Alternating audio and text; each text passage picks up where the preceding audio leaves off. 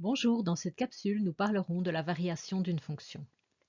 Voici ici un graphique qui commence au point -5, 3, c'est-à-dire quand x vaut -5 et quand y vaut 3. Il se termine au point 8, -3.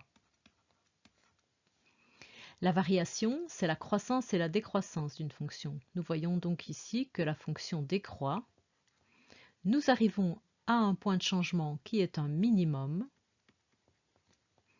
Puis ensuite la fonction croît. Nous arrivons à un point de changement de variation qui est un maximum. Ensuite, la fonction décroît jusqu'au point final du graphe. Observons ce même graphique et complétons le tableau de variation. Nous noterons donc dans le tableau de variation les x et les y. Nous noterons le point de départ, donc en -5, 3, le point d'arrivée en 8, -3, et les points de changement.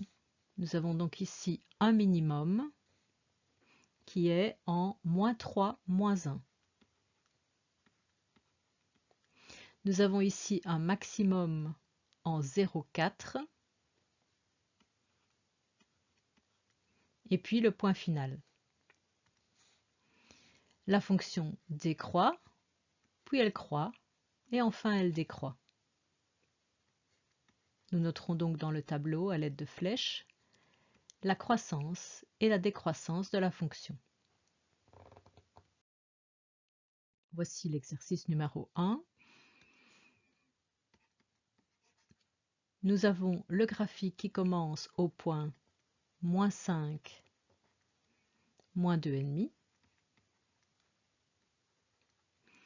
Ensuite, nous avons un premier extrémum, ici en -4,25, -3. Puis nous avons un maximum en -0,5, 5. Un minimum en 2,5, -2. Et le graphe se termine en 4, 2,5.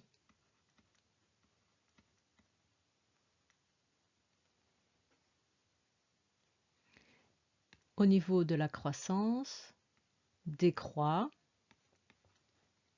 croît, décroît,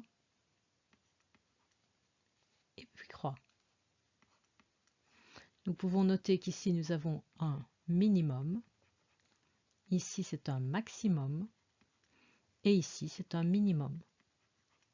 Nous avons donc terminé le tableau de variation de cette fonction.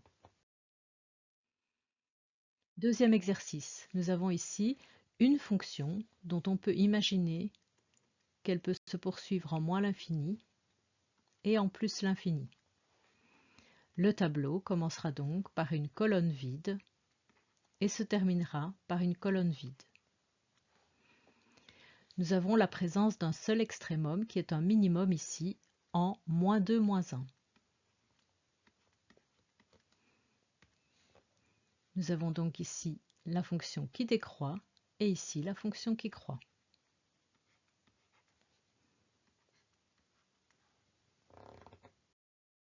Pour faire un tableau de variation, on note le point de départ du graphe où on commence par une colonne vide si le graphe commence en moins l'infini. On repère tous les points de changement de variation, c'est-à-dire tous les extrémas, maximum ou minimum. On les note dans le tableau en n'oubliant pas une colonne entre chacun de ces points. On note la variation de f de x. Et enfin, on note le point qui termine le graphique où on termine par une colonne vide si le graphe se poursuit à l'infini.